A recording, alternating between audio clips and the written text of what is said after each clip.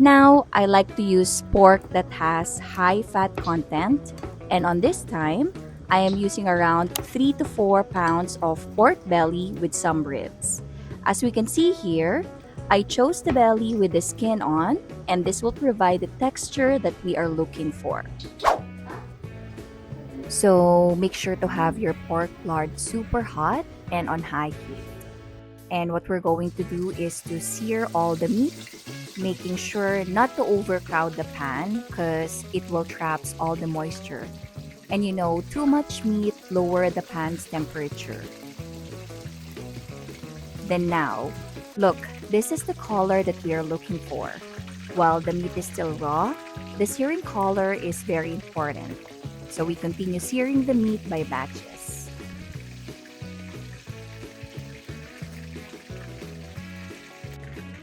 We can sear our meat 3 to 4 pieces at a time. And look, we even have some ribs here as well. So I'm saving the pieces with skin for last.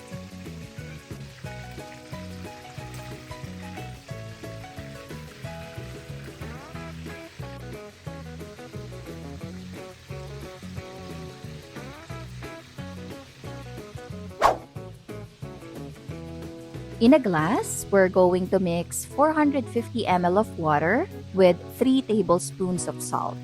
Make sure the salt is fully dissolved. The reason I didn't add the salt directly to the pork earlier, it's because I want every piece of meat to have the same amount of seasoning. So we're adding it to the water instead. Then once we're done searing all the pork, we can add everything back to the pan and lower the heat to medium-low.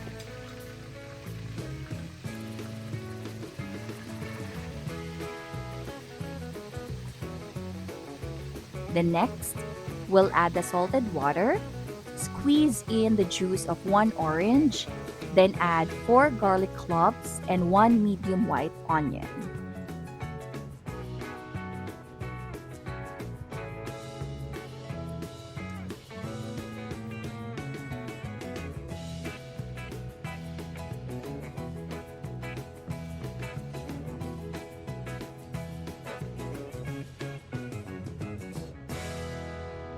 This part is optional, but I also like to add a beer.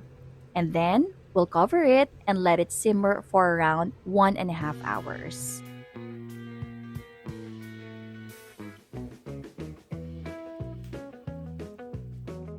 And for our sauce, we'll just need 3 tomatoes, 1 small onion, 2 garlic cloves, and some chilies.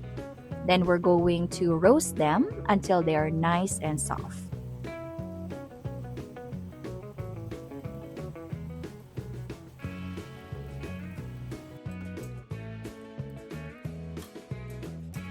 Then once they're ready, add everything to a blender with some pepper, salt, and a little water if needed.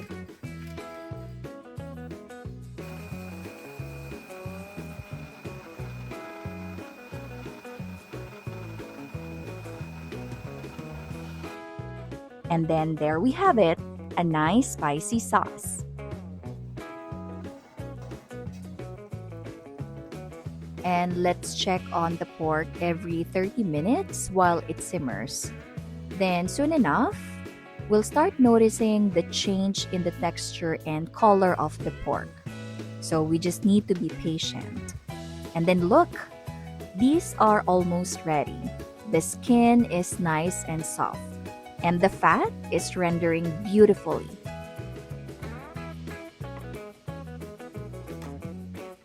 These tacos will be simple: sauce, jalapeños, and lime.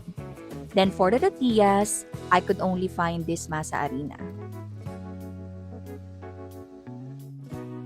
So I like to chop all the meat and mix all the different parts together: the skin, the fattier pieces, and the leaner cuts. So every bite has a little bit of everything. That way, you get all the textures at once: the crispy bits from the skin, the juicy and tender meat, and all that rich flavor from the rendered fat. For me, that's what makes these tacos so good. You don't want every bite to taste the same. Mixing everything together gives the tacos more balance and makes them way more satisfying to eat.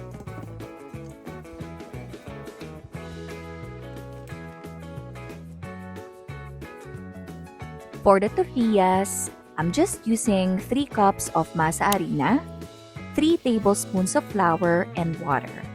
I'll slowly add the water and mix it until I get a soft, pliable dough.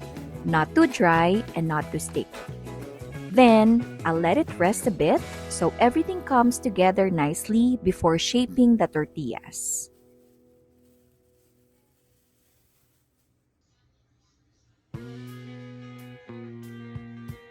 My tortillas may not be perfect, and they may not all come out the same size or shape.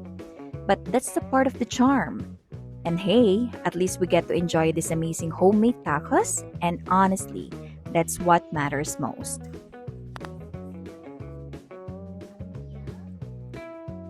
Let's add a good amount of pork onto the tortillas, then top it with sauce, some jalapeños, and a splash of the vinegar from the chilies to help cut through the richness of the pork fat. That little bit of acidity really balances everything out and brings all the flavors together. This is such an easy way to make carnitas whenever you're craving them.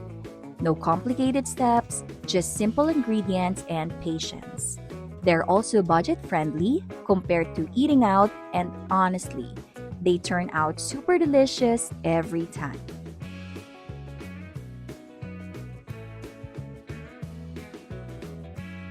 As always, thank you so much for watching this video. We really appreciate all the support. If you enjoyed it, please don't forget to comment, like, and subscribe. It really helps the channel grow. I'll leave the full recipe in the description so you can try it yourself at home. And hanggang sa susunod, maraming salamat po!